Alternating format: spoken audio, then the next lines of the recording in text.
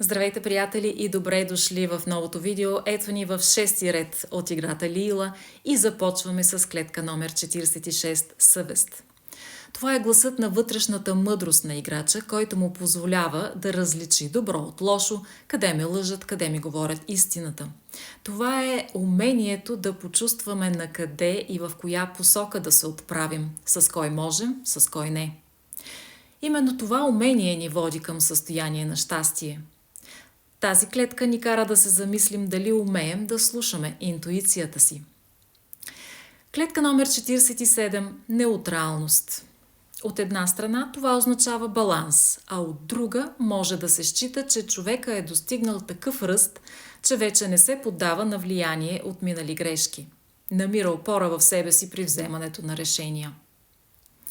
Понякога тази клетка показва потенциала и възможностите, които са заложени в нас.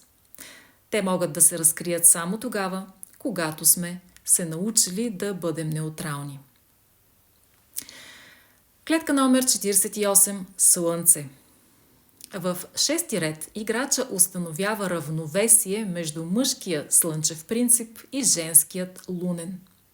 Тази клетка означава играча да се научи да приеме противоположната си половина – сянката. Само силната слънчева светлина може да унищожи планетата. За да има равновесие, е нужна и луна. На тази клетка се учим да уравновесяваме потока от енергия. Само тогава сме пробивни в живота. Клетка номер 49 – Луна. На тази клетка играча се оказва в женската магнитна енергия. Тази сила е притегателна. Тук играчът разбира женския принцип, който е творчески и конструктивно и балансирано проявен. Лунната енергия успокоява болката и способства за възстановяване силата на съзнанието. Клетка номер 50 – Аскетизъм. Спокойствието е най-важното нещо в шести ред.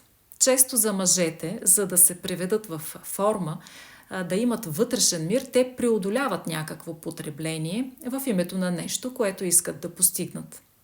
За жените това означава да могат да си позволят нещо.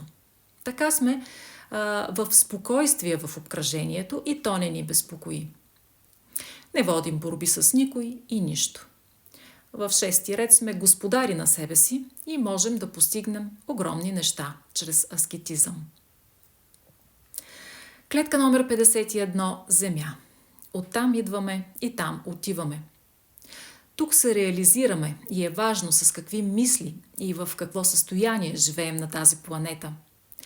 Земята в тази клетка има значението на майка, която дава сила, въздух, вода и храна. Инерцията, 72-а клетка, ни връща тук, за да си вземем ресурсите, които са ни нужни, за да постигнем целите си. Клетка номер 52 – Насилие. Насилието се проявява в три аспекта – над себе си, над близките и над пространството. Смъртта е просто смяна на жизнения сценарий и ако някой иска да навреди на някой друг, то той вреди преди всичко на себе си. Попадайки тук, играчът се връща в клетка номер 35, където да изкупи греховете си. Клетка номер 53 – Вода. Хладна по своята природа, тя принася прохлада, поглъщайки топлината. Играчът охлажда жарта след насилието и я превръща в топлина на духовната любов. Без вода земята е безплодна и лишена от живот. Водата няма форма и приема формата на съда, в който попада. На тази клетка играчът губи тази самоличност, с която е влязъл в играта и се трансформира в друга. Клетка номер 54 – Духовна преданост или любов. Зад всичко, което можем да видим, стои любов. Всеки се намира в такъв обем от любов, какъвто е готов да пусне в себе си. Тази клетка е единствения пряк път до космическото съзнание и ако си попаднал тук, означава, че си достигнал абсолютния минимум на духовно израстване, което те отвежда до края на играта.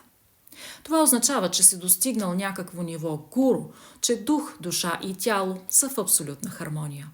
Това бяха клетките от 6-ти ред на Лила. Благодаря ви за вниманието.